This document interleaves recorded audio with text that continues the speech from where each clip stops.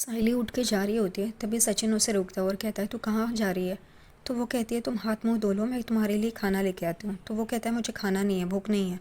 तो वो कहती है ऐसा नहीं चलेगा, मैंने बनाया है, खा लो करके। और वो उसके लिए खाना लेने जाती है। यहाँ पे सचिन चेंज कर लेता है और सायली उसके लिए खाना लेके आती है। सचिन खा रहा होता है, तभी सायली उसे कहती है कि आज काकू ने मुझे उनको परोसने नहीं दिया खाना। तो सचिन कहता है फिर क्या, रहने दो ना, तुझे क्या पड़ी है। तो तुझे क्या लगता है तू सांप को दूध पिलाएगी तो वो तेरे साथ दोस्ती कर लेगा, वो तेरी हर बात मानेगा। वैसे ही है, तू बाबा की बाइकों को खाना परोस या फिर ना परोस, वो तुझसे जैसे बर्ताव करती है वैसे ही बर्ताव करेगी।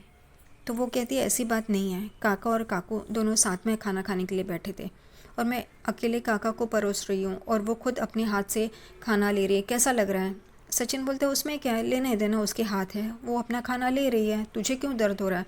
तुझे भी ना ज़्यादा ही कुछ पड़ी है, वो तुझे इतना कुछ सुनाती रहती है, तब भी तू फिर से उसके पीछे पीछे जाती है, उसको ये नहीं वो नहीं, तुझे क्या करना है, लेने देना, उसके हाथ है, वो ले लेगी खाना।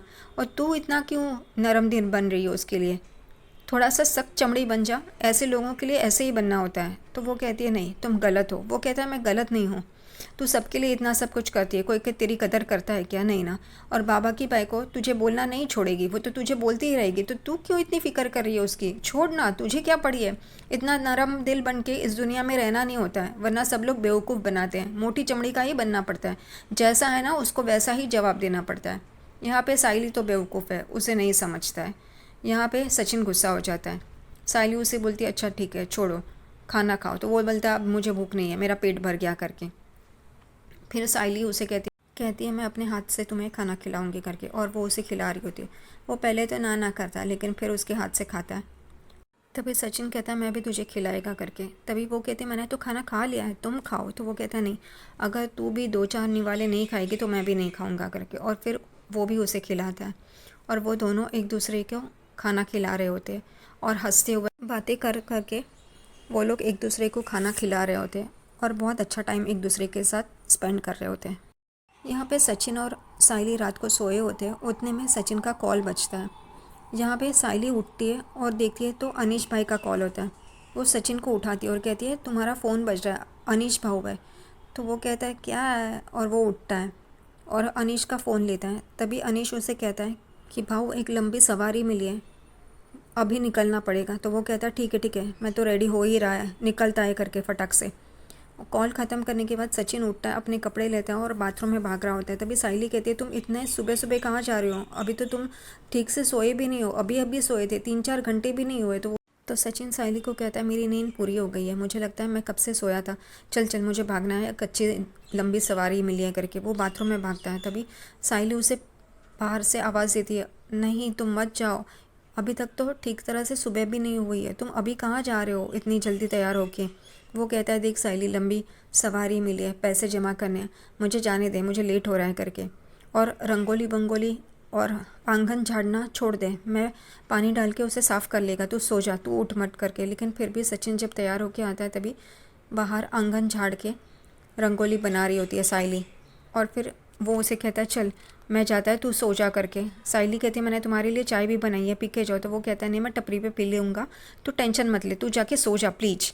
यहाँ पे सचिन अपने गाड़ी में पैसे गिन रहा होता है और दूसरी तरफ बाहर यहाँ पे उसके दोस्त उसके लिए खाने के लिए इंतज़ार कर रहे होते हैं। यहाँ पे अनीश कहता है रुको मैं जाके भाऊ को लेके आता हूँ करके।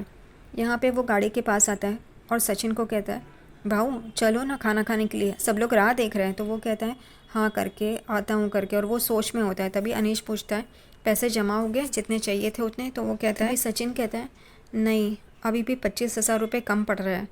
तभी अनीश कहता है भाऊ अपना चिट फंड है ना।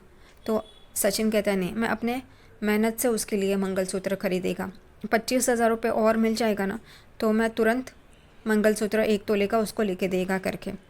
तभी अनीश कहता है अच्छा ठीक है अभी खाना खाने तो चलो, सब लोग इंतज़ार कर रहे हैं करके। तभी सचिन कहता है हाँ ठीक है करके, और वो भी अनीश के साथ बाहर जाता है और सब लोग बैठे होते हैं वहाँ पे आके खाना खाने के लिए बैठ ही रहा होता है। उतने में उसका कॉल बजता है, उसे वापस एक सवारी मिलती है, इसलिए वो कहता है हाँ हाँ मैं आ रहा हूँ करके, और वो निकल रहा होता है जाने के लिए। तभी अनीश उसे कहता रहे भाऊ खा के तो जाओ। तो वो कहता है नहीं मेरे पास टाइम नहीं है। तो तभी अनीश कहता है तुम सुबह से कुछ नहीं खाया हो, खा के जाओ थोड़ा सा। तभी सचिन वापस आता है, एक रोटी लेता है, उसमें सब्ज़ी डालता है और उसे रोल करके जा रहा होता है और कहता है कि तुम्हारी बहनी यहाँ पे आएगी और पूछेगी, अगर अगर वो पूछती है कॉल करके यहाँ पे आके तो बोलना हाँ मैंने अच्छे से खाना खा लिया है, झूठ बोलो करके। सत्यवादी हरिश्चंद्र की औलाद बनने की ज़रूरत नहीं है। और वो लोग हंसने लगते हैं। सचिन वहाँ से जाता है। यहाँ पे अनीश सचिन को देखते हुए मुस्कुरा रहा होता है। तो बाकी के दोस्त पूछते हैं क्यों मुस्कुरा रहे हो, तो वो कहता है पहले का भाव और अब के भाव में कितना फ़र्क है। पहले तो वो चिड़चिड़ करता था, अभी वही के लिए अपनी जान छिड़कता है। बहुत अच्छा लगता है देख के। और वो भगवान से कहता है ऐसे ही दोनों को खुश रखना। यहाँ पे साइली अपना फूलों का काम कर रही होती है। उतने में वो चंदू और उसका दोस्त वहाँ पे दोबारा से आ जाते हैं। चंदू साइली के पास आके कहता है मुझे एक स्पेशल गुलदस्ता चाहिए। साइली उसको गुस्से से देखती है। तभी वो कहता है अपने ग्राहकों को पहले अटेंड कर लो फिर मेरा गुलदस्ता बनाना करके। उसके ग्राहक चले जाते हैं तो चंदू वापस वहाँ पे आ जाता है। साइली उसे पूछती है क्या है करके। तभी वो कहता है कि मेरा स्पेशल गुलदस्ता। तो वो पूछती है आपको कैसा चाहिए, तो वो कहता है आपकी तरह सुंदर।